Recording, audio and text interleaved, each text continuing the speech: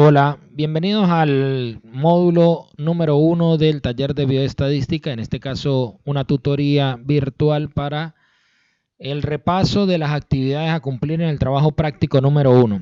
La Fundación para el Desarrollo y la Difusión de Enfermería, y queriendo aportar con cada uno de ustedes, y particularmente en el caso mío como su docente, quisimos empezar a dar esta serie de clases virtuales para apoyar a los alumnos que en algún momento no pueden asistir a las tutorías. Bueno, en el módulo de bioestadística o en este primer trabajo práctico, y como en los otros, en los demás, usted debe tener el cuadernillo que se les entrega a la fundación, donde van a estar alguna serie de las consignas y además algún material extra para complementar la lectura, pero toda la información lo va a encontrar en el CD que se le entregó al inicio de la carrera o dentro del aula virtual. Allí va a encontrar toda la información, los libros, de donde puede sacar las referencias para responder las consignas de los trabajos prácticos.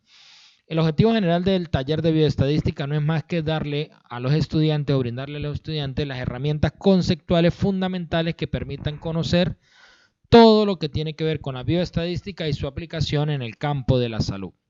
En este primer video y en este primer concepto de la temática número 1, vamos a revisar algunos conceptos específicos, el concepto de estadística, la clasificación, los conceptos de variables, la clasificación de las variables, la medición de las variables y la distribución de frecuencias. Esto les va a servir de apoyo para responder esas consignas del trabajo práctico número 1. Dentro de su libro va a encontrar la definición de estadística como un conjunto de métodos destinados a recolectar, elaborar, analizar e interpretar un conjunto de datos, así como las definiciones en las cuales debe responder para el trabajo práctico número 1 de estadística descriptiva, estadística diferencial. Además de eso, deben responder algunas consignas puntuales, específicas, que cada uno tiene que decir en base a su experiencia del uso de la estadística en el campo de la enfermería, desde el punto de vista docente, gremial, asistencial, administrativo y de investigación, así como posteriormente en una otra de las consignas debe responder alguna actividad que haga usted dentro de su trabajo que implique el registro de datos con números estadísticos y que luego puedan ser utilizados con algún fin. En otra de las consignas debe definir ya muy puntualmente qué es universo, población, muestra, muestreo, variables, para tener esos conceptos claros. Posteriormente vamos a revisar las definiciones de las variables, que no es más que toda propiedad o característica de los integrantes de una población cuyo valor varía entre las distintas unidades de análisis. Lo importante de allí de las variables, que tenemos que ver su clasificación según su escala, según su naturaleza, según su amplitud. Ejemplo, según su naturaleza podemos encontrar variables cuantitativas y cualitativas. Dentro de las variables, a su vez, dentro de las variables cuantitativas podemos encontrar las variables discontinuas o discretas y las variables continuas. Se diferencian, bueno, las cualitativas, primero es porque accede o ve una cualidad de la variable en estudio, mientras que la cuantitativa se refiere más a la parte numérica, un valor, un número que tiene en la parte cuantitativa. La cuantitativa discreta son aquellos valores que no se pueden subdividir. Ejemplo, yo digo el número de libros y yo tengo que decir o hay un libro, o hay dos libros, o hay tres libros. No puedo decir libro y medio o un libro punto 75. Esos serían los valores de las cuantitativas discretas, aquellos que no se pueden subdividir. Mientras que los valores continuos, por ejemplo, decir la temperatura, el valor del potasio, del sodio, de la hemoglobina, de la glucemia, etcétera, dentro del área de la salud son valores que se pueden subdividir. La edad, por ejemplo, yo puedo decir que una persona tiene 25 años, 2 meses, 3 días, 5 horas, etcétera. Lo voy subdividiendo. Entonces, esas serían las variables cuantitativas continuas. Además, también se puede clasificar según su amplitud en individual o colectivas. Hay variables que se establecen en forma individual. Por decir algo, voy a evaluar el tipo de sangre. Entonces el tipo de sangre puede ser A, B, o positivo, o negativo, AB, etcétera. Y eso lo hago por persona, en forma individual. Pero también puedo tener variables colectivas. Por ejemplo, cuando yo estudio una variable a un grupo de personas, a una comunidad, a un grupo de pacientes en específico. Por ejemplo, estudiar la variable de, no sé, el embarazo en la adolescente. Entonces, los embarazos en adolescentes en una comunidad se refieren al número de embarazadas dentro de, ¿no?, una edad X de 12 a 19 y se evalúa, es una variable colectiva en este caso. Estoy evaluando un número de personas, no en forma individual. Y lo otro es la clasificación según su escala, que según su escala pueden ser en forma ordinal, nominal o intervalar. Ordinal es que simplemente lleva un orden específico, el 1, el 2, el 3, A, B, C, D, arriba, abajo, arriba, al medio, abajo, etcétera, lleva un orden específico. Mientras que los nominales no tienen ningún orden específico ni ninguna variable tiene un valor mayor que el otro. Como el caso que acabo de nombrar, los grupos de sangre, los grupos sanguíneos, el grupo A, B, AB, o positivo o negativo. Ningún grupo es mejor que otro, no, ni lleva un orden, que uno va primero, otro va después. Y los intervalares donde ya específicamente hay intervalos establecidos para ese tipo de variables. Vamos a ver algunos ejemplos.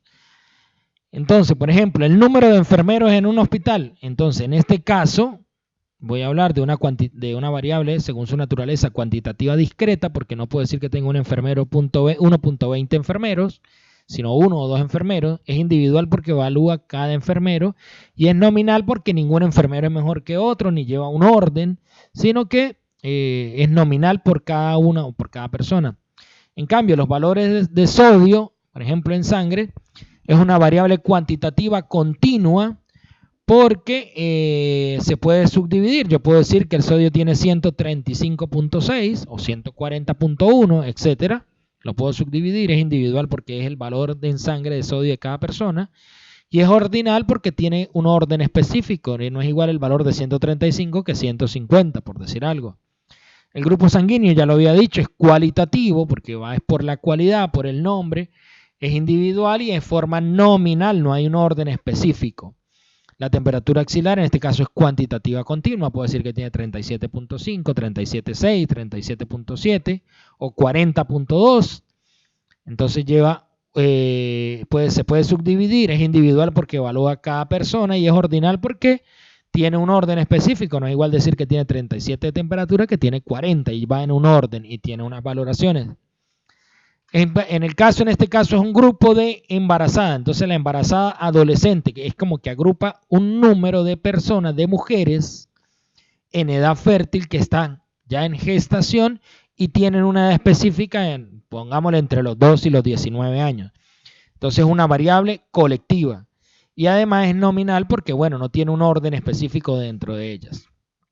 La tabla de sueldos en este caso es cuantitativa continua, pues puedo decir que gana 6.505.26 centavos.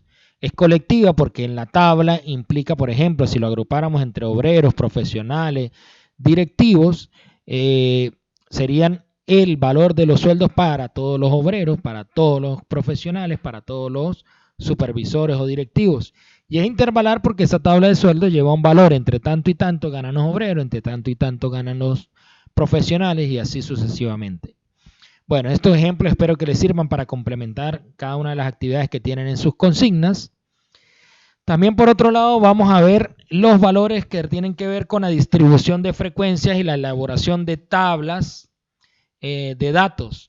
Dentro de esa tabla de datos ya vamos a ver algunos ejemplos que tienen todo lo que debe contener una tabla de datos, y entre ellos la distribución de frecuencia. En este caso vamos a hablar de la frecuencia acumulada, la frecuencia absoluta, perdón, frecuencia acumulada, frecuencia relativa y relativa acumulada. Para iniciar tendremos la frecuencia absoluta. La frecuencia absoluta no es más que el número de veces que se repite un valor para una variable o para un intervalo o para una clase. Se representa con la F minúscula, FI, y se calcula cuando usted hace un orden, cuando simplemente suma la cantidad de veces que se repitió esa variable, ese valor o ese intervalo que tiene allí y simplemente lo que hace es sumarlo para obtener la frecuencia absoluta. La suma de frecuencias absolutas totales de todos los números de intervalos me va a dar el número total de variables o número total de muestras que tenemos. ¿Okay? Entonces, ¿qué se representa con una n mayúscula? Además, tenemos la frecuencia relativa. La frecuencia relativa se refiere a la cantidad o el resultado, si es expresado en porcentaje, que tiene sobre el valor final. ¿Me explico? Es el resultado de dividir la frecuencia absoluta de una variable entre el número total de datos y se representa por una h minúscula con la i. Puede ser fraccionaria o puede ser porcentual. Para fines de los trabajos prácticos vamos a utilizar la porcentual. La suma de las frecuencias relativas, si es en fraccionaria, va a ser de 0.1 a 1, siempre va a dar 1. Y si es porcentual, va a dar 100%. Su fórmula entonces es, la frecuencia relativa, que se representa HI minúscula, es igual a la frecuencia absoluta entre n.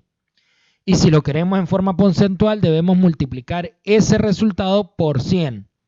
Cuando se representa por 100, entonces voy a obtener el porcentaje. Los otros dos valores son la frecuencia acumulada y relativa acumulada. La frecuencia acumulada no es más que ir sumando por intervalos la frecuencia absoluta. Entonces, obtengo la frecuencia absoluta del primer valor. Cuando tengo la frecuencia absoluta del segundo valor, se lo sumo a la acumulada del primer valor. Cuando tengo la frecuencia absoluta del tercer valor, se lo sumo a la acumulada del primer valor y del segundo valor, y así sucesivamente. Y la frecuencia acumulada o relativa acumulada simplemente se aplica pero a los porcentajes o a la fracción. Voy sumando a cada intervalo el anterior o lo acumulado anteriormente. La una se representa con la F mayúscula, FI, que sería la frecuencia acumulada, y la frecuencia relativa acumulada se representa con la H mayúscula, I. Así tendríamos entonces que en la tabulación una tabla debe contener la variable, la frecuencia absoluta, la frecuencia acumulada, la frecuencia relativa y la frecuencia relativa acumulada. Y aquí vamos a ver cada una de las partes que tiene una tabla. Debe tener un número, debe tener un título, debe tener la variable, la fuente de donde se obtuvo los registros. Además van a ver FI minúscula, frecuencia absoluta, FI mayúscula, frecuencia acumulada, HI minúscula, frecuencia relativa y HI mayúscula, frecuencia relativa acumulada. Cada uno de estos, 12, 17, 18, 23, son llamados clases o intervalos. Es decir, que aquí en este ejemplo tendríamos 1, 2, 3, 4 clases o 4 intervalos. ¿Ok? Sería el número de clase o el número de intervalo. En este caso tendríamos 1, 2, 3 y 4. Y el ancho del intervalo o el ancho de la clase se refiere a la distancia que hay entre el número menor y el número mayor de esta clase. ¿Cuánto tiene de ancho? En este caso tenemos entre 12 y 17. Sumaríamos aproximadamente 12, 13, 14, 15, 16 y 17. Entonces el ancho es de 6 para este caso. Tiene 6 de amplitud o ancho del intervalo o clase. Esto sería lo que se debe obtener de una tabla de datos.